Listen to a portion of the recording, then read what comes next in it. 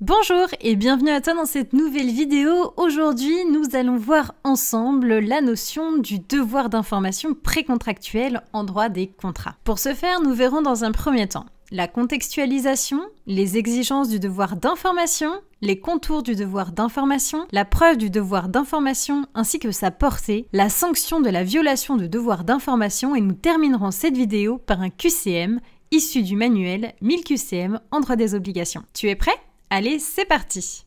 Pour continuer tes révisions en droit, abonne-toi à ma chaîne YouTube et retrouve-moi aussi sur Instagram et LinkedIn. Et si tu veux progresser encore plus vite, révise avec la collection 1000 QCM sur libredroit.fr. Tout d'abord, une contextualisation sur le devoir d'information. L'article 1240 du Code civil précise que toute faute qui cause un préjudice à autrui engage alors la responsabilité civile de son auteur. Le devoir d'information doit être respecté tant dans le cadre du contrat que dans les négociations. Dans les négociations, on peut engager la responsabilité civile pour tout comportement fautif, car on se situe dans une période temporelle hors du contrat. Le devoir d'information appartient à un triptyque dans le cadre des négociations aux côtés de la bonne foi et du devoir de confidentialité qui seront traités dans une prochaine vidéo. Poursuivons avec les exigences du devoir d'information. L'article 1112-1 du Code civil prévoit l'exigence du devoir d'information.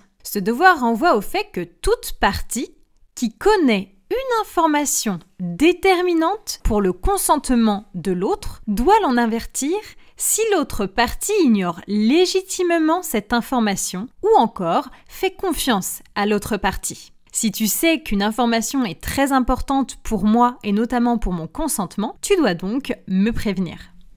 Les contours du devoir d'information. 4 contours importants à connaître.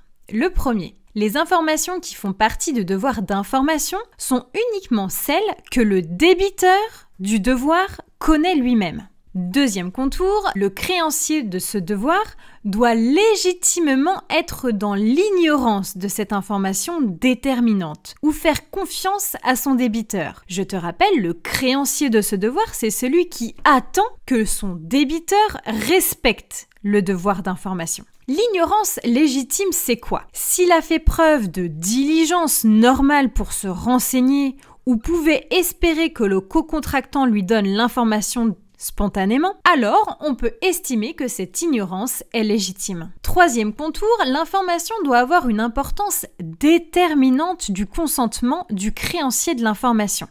Enfin, quatrième et dernier contour, l'information ne doit pas comporter sur la valeur de la prestation. À présent, la preuve du devoir d'information ainsi que sa portée. L'article 1112-1 du Code civil précise qu'il incombe à celui qui prétend qu'une information lui était due de prouver que l'autre partie la lui devait. À charge pour l'autre partie de prouver qu'elle l'a fournie. Ainsi, le débiteur du devoir d'information peut prouver par tout moyen qu'il a fourni l'information car il s'agit d'un fait juridique. Petit rappel de ta première année de droit. L'article 1112-1 du Code civil est d'ordre public. Ainsi, on ne peut pas y déroger par un contrat. Enfin, note bien que malgré que l'article 1112-1 du Code civil soit d'ordre public, rien n'empêche les parties de renforcer cette obligation.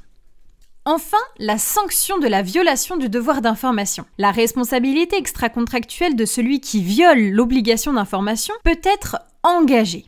Attention, si néanmoins un contrat organisant les négociations avait été établi entre les parties, alors ici on pourra engager la responsabilité contractuelle. Si le contrat projeté et entaché de la violation du devoir d'information avait été conclu, alors celui-ci pourrait être frappé de nullité pour dol ou encore erreur. Ce sont deux notions en lien avec les vices du consentement que nous verrons dans une prochaine vidéo.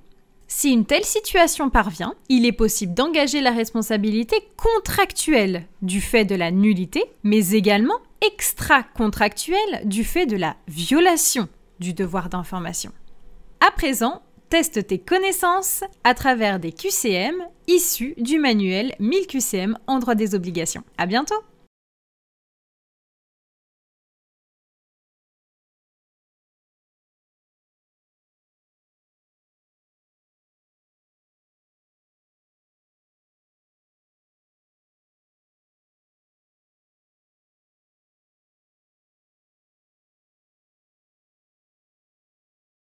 Si cette vidéo t'a plu, pense à la liker et à t'abonner. Et pour continuer tes révisions, va voir la collection 1000 QCM dans ma librairie numérique librededroit.fr.